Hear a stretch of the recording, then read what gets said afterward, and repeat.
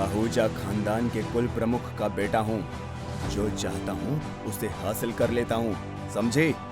तेरी माँ का अंतिम संस्कार मेरे सिपाही कर देंगे। तू चल मेरे साथ हवेली पर। एक आदमी ने 15-16 साल की लड़की के साथ जबरदस्ती करते हुए कहा। वो लड़की उस शहर सांची के बाजार में अपनी माँ की लाश के साथ बैठी थी।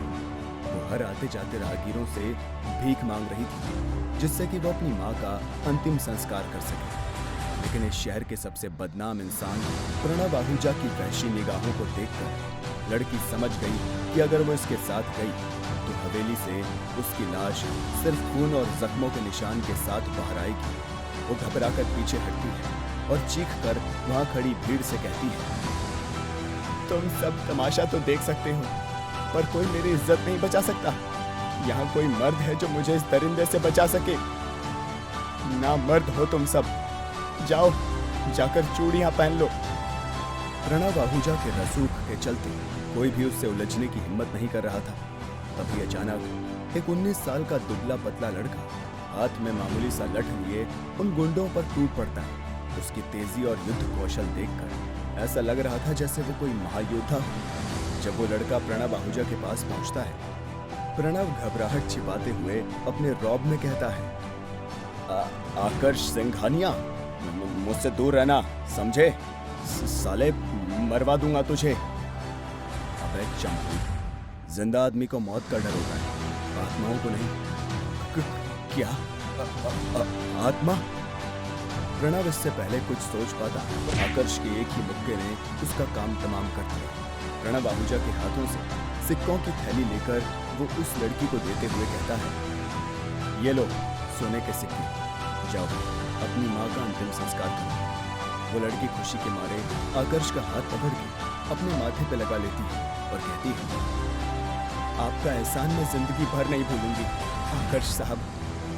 लेकिन सरकार, आपको होश कब आया? इतने दिन में तो सबने उम्मीद ही छोड़ दी थी। आकर्ष लड़की की बात सुनकर चौंक जाता है। वो मुस्कुराते हुए उसकी बात टाल देता है और विदा लेता है, लेकिन मन ही मन सोचता है, ये शरीर किसी और आकर्ष का लगता है। ना ये शहर दिल्ली लगता है, ना यहाँ के लोग दिल्ली वाले। आकर्ष अभी बाजार से आगे बढ़ ही रहा था कि अचानक एक 45-50 साल की महिला उसकी तरफ बदहवास और रोते हुए आई और उसे देखकर कहती है, तुझे होश आ गया मेरा बेटा, मेरे जीने का सहारा। जैसे ही मुझे औषधालय से खबर मिली, मैं दौड़ती चली आई। आज सांची शहर में जश्न होगा, जश्न। आकर्ष उस महिला को ऊपर से नीचे तक ध्यान से देखता है और सोचता है, ये हो क्या रहा है? मैं तो अनाथ था, फिर ये मदर इंडिया कौन है? और जश्न सांची में, ये कौन सा देश है? अचानक आकर्ष खुद को एक इमारत पे लगे आईने में देखकर चौंक जाता है और खुद को देखकर उसका सिर चकराने लगा। अचानक उसके दिमाग में अजीब सी यादें उभरने लगी, मानो किसी ने बिजली गिरा दी। वो पूरी तरह से हक्का बक्का रह गया, जैसे उसके दिमाग की बंद पड़ी हार्ड ड्राइव अचानक चालू हो गई है। लेकिन ये यादें उसकी नहीं थी। उसे ऐसा लगा जैसे ये किसी और की यादें हैं। आखिर उसके साथ ये सब क्या हो रहा था? अपना सिर पकड़कर वो खुद से बुदबुदाया, मैं तो उस गुफा में था, फिर यहाँ कैसे आ गया? अचानक तेज दर्द से आकर्ष तड़पने लगा और उसे अपने बीते हुए कल की झलकियां दिखने लगी। अपनी पिछली जिंदगी से लेकर इस नए शरीर तक की यात्रा अब उसके सामने साफ थी। उसने देखा कि पिछली जिंदगी में वो एक बहादुर स्पेशल कमांडो था। उसके एक दोस्त ने धोखे से उसे आतंकवादियों के हवाले कर दिया था और उन आतंकवादियों ने उसे बम से उड़ा दिया। जहां मरते वक्त उसने कहा था, शरीर मरता है, आत्मा नहीं। अब आकर्ष अपनी पिछली यादों से बाहर निकलकर वर्तमान में 19 साल के इस नए आकर्ष की जिंदगी में प्रवेश करता है, जहां उसे पता चलता है कि सांची शहर का ये आकर्ष शारीरिक रूप से कमजोर था। अपने हमउम्र लड़कों के मुकाबले उसकी शारीरिक ताकत बहुत कम थी। हर कोई उसका मजाक उड़ाता था। ऐसा नहीं था कि वो मंद बुद्धि था, लेकिन उसकी शारीरिक कमजोरी ने उसकी मानसिक शक्ति को भी तोड़ कर रख दिया था। आकर्ष इन यादों के पिटारे में देखता है कि इस नए शरीर वाले आकर्ष के साथ एक लड़का है जिसे सब रवि मिश्रा के नाम से पुकारते हैं। वो अक्सर उसे अपने दोस्तों के साथ मिलकर चिढ़ाया करता था। रवि हर बार आते जाते आकर्ष के कमजोर शरीर पर तंज कसता और उसके लापता पिता का भी मजाक उड़ाता था। आकर्ष सब कुछ चुपचाप सह लेता, बिना किसी प्रतिक्रिया के। लेकिन उस दिन जैसे ही चौक पर रवि की नजर आकर्ष पर पड़ी, वो अपने पुराने अंदाज में कटाक्ष करता हुआ बोला, क्यों बे, तेरी माँ ने आज तुझे सुबह सुबह बाजार में अपना बाप ढूंढने भेज दिया। रवि की इन ओछी बातों का आकर्ष जवाब नहीं देता था, लेकिन उस दिन उसने भी रवि को उसी की भाषा में पलटकर जवाब दिया, अगर मेरे पिता की इतनी ही फिक्र है तो ढूंढने में मदद कर, क्या पता तुझे भी अपने बाप को बदलने की जरूरत पड़ जाए। रवि आकर्ष के इस जवाब के लिए तैयार नहीं था। ये सुनते ही उसने आकर्ष के सर पर जोरदार वार किया। अपना दूसरा वार उसके सिर पे करके चीखते हुए वो कहता है, तू नाजायज है, तेरी माँ भी नहीं जानती कि तेरा बाप कौन है। और उसके एक ही वार से आकर्ष मरणासन्न की स्थिति में पहुंच गया। जो आज जाकर होश में आया था, पुराने आकर्ष की आत्मा हैरान थी। यादों के पिटारे से इस 19 साल के आकर्ष का संघर्ष देखकर ये आत्मा तो उस आकर्ष की थी जो 30 साल का निडर कमांडो था, और शरीर इस 19 साल के कमजोर आकर्ष का था जो अपने जीवन में अनेकों मानसिक संघर्षों से जूझ रहा था। पुराने आकर्ष की आत्मा सब समझ चुकी थी।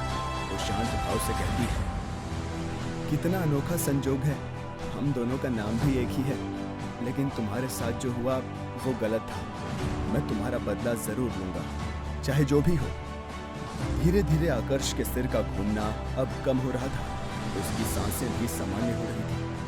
अपनी आंखें खोलते हुए वो देखता है कि वो एक औषधशाला में है और सामने वो महिला उसकी हालत देखकर कितनी परेशान है।